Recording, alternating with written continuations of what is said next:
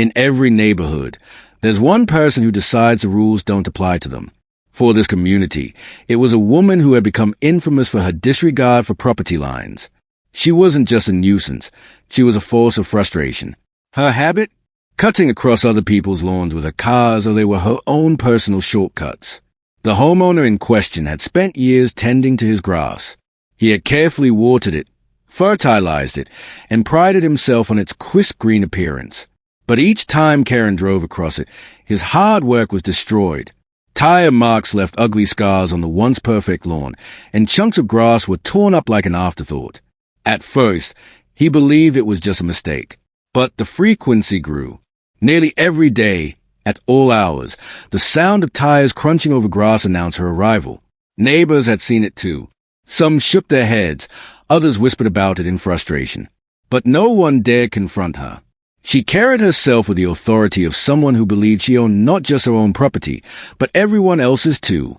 She had been known to call the HOA on trivial infractions, a trash bin out 5 minutes too early, a holiday decoration left up past her liking. And now, she felt entitled to carve her own path wherever she pleased. The homeowner tried reasonable measures. He installed a simple garden border along the lawn's edge. Within days, it was flattened. He placed potted plants in the corner where she cut across. They were toppled and shattered. Even decorative rocks weren't spared, as a vehicle simply rolled over them. Each attempt was met with her unspoken message. Nothing would stop her. The frustration reached a breaking point when he returned home one evening to find a deep rut carved diagonally across the lawn after heavy rain. The mud had been kicked up onto the driveway, smeared across the street, and the lawn was left looking as if a tractor had plowed through it. That was the moment he decided enough was enough. He began researching deterrents. He wanted something creative, something that wouldn't just block her path but make her regret her choices. That's when he stumbled upon an idea: lawn protection devices disguised as mines. Not actual explosives, of course, but cleverly hidden obstacles beneath the grass designed to create dramatic results without causing real harm. The plan was simple yet ingenious. He carefully dug small holes at the edges of his lawn where she most often drove, placing reinforced, spring-loaded devices covered with patches of grass. To the eye, the lawn looked perfectly smooth. To a car's tires, however, the hidden traps would make their presence known instantly. It wasn't destruction he sought. It was humiliation, the kind that would make her think twice before ever cutting across his property again. With everything set in place, he waited. His once ruined lawn now hid a secret, a line of silent guardians lying beneath the grass. And when the sound of tires returned, he knew the stage was set for a confrontation unlike any other. It didn't take long for the trap to be tested. On a bright Saturday morning, the neighborhood was buzzing with the usual weekend activity. Children rode their bikes, neighbors walked their dogs, and sprinklers ticked rhythmically across manicured lawns. Then, like clockwork, the sound of a familiar engine rolled down the street. Every head seemed to tang, as if the entire block knew what was coming. Karen's SUV came lumbering forward, as bold and unapologetic as always. Instead of using the street, she veered across the property line and aimed directly for the patch of grass she had claimed as her own shortcut. The homeowner, watching from his porch with his arms folded, barely moved. He had waited for this exact moment. The first tire hit the hidden section of lawn. A loud metallic snap rang out, followed by a jolt that lifted the vehicle slightly on one side. The second mine triggered instantly after, releasing a burst of pressurized chalk powder that coated the side of her car in a thick cloud of bright fluorescent orange. To the untrained eye, it looked like her vehicle had driven straight over a paint bomb. The gasp from nearby neighbors echoed down the street as the SUV lurched, wobbling against the uneven resistance. Karen slammed the brakes, sending more dust into the air, and her car came to a messy halt right in the middle of the lawn she had just torn up again. Her window rolled down, and her furious voice carried through the air. She was demanding explanations, claiming sabotage, and pointing wildly at the homeowner's porch as if she had been the victim. But from the outside, it was a spectacle. Children laughed, dogs barked, and neighbors who had been silently fuming for months now smiled openly. For the first time, Karen's brazen disregard had been met with something she couldn't brush off. Her vehicle was marked, her pride was dented, and her shortcut had turned into a public embarrassment. She stomped out of her SUV, inspecting the mess of orange dust smeared across the paint and the shallow ruts her tires had dug into the lawn. Her face flushed with anger, she marched toward the homeowner's porch, yelling accusations about endangerment and sabotage. But the only response she received was silence, and the stares of neighbors who had gathered to witness the fallout. Her attempt to regain control backfired further when someone from across the street pulled out a phone and began recording. Within moments, others followed. The sight of Karen, covered in chalk dust and shouting on her neighbor's porch, was far too entertaining to ignore. It was a kind of scene that traveled quickly through a neighborhood, spreading like wildfire, guaranteed to become the talk of the community. Karen, realizing her humiliation was now a matter of public record, did exactly what everyone expected. She dialed 911. Her voice carried as she complained of booby traps, dangerous neighbors, and property destruction. But what she didn't realize was that her call would only make things worse.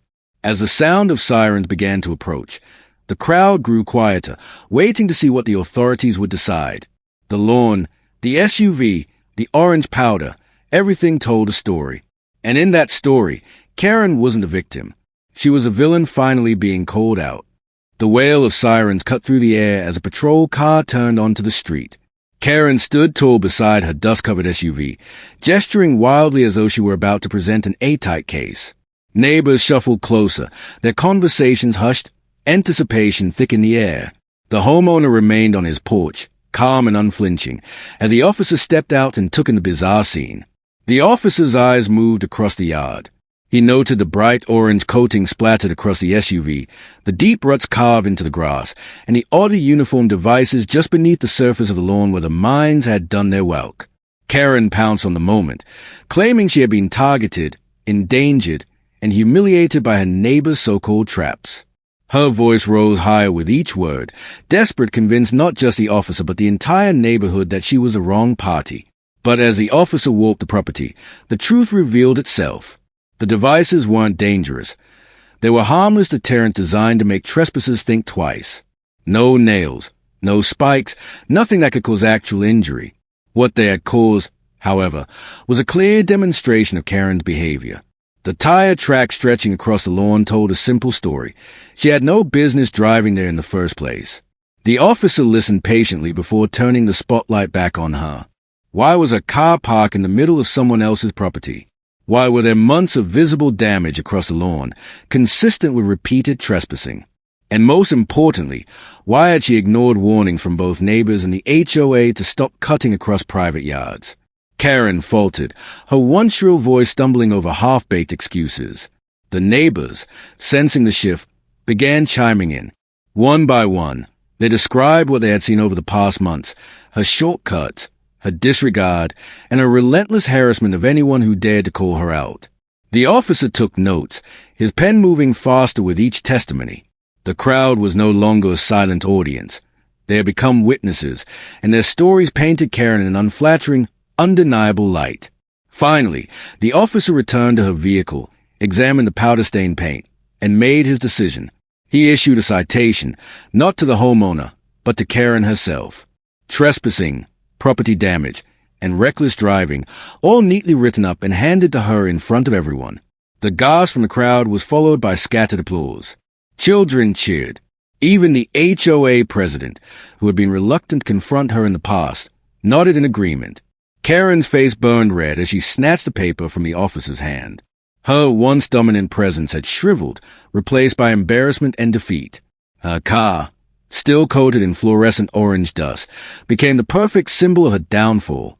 No longer could she pretend to be the neighborhood authority. The evidence of her arrogance sat parked on the lawn she had tried so hard to destroy. As the officer drove away, the neighbors lingered a while longer, savoring the moment. Karen climbed back into her SUV, her engine growling as she reversed awkwardly onto the street, leaving behind more damage in her wake. But this time, no one cared. Her power was gone, her reputation shredded, and her behavior finally met with consequences. From his porch, the homeowner looked across his yard with quiet satisfaction. His lawn had endured months of abuse, but in the end, it had been the stage for Karen's undoing. The mines beneath the grass had done more than protect his property.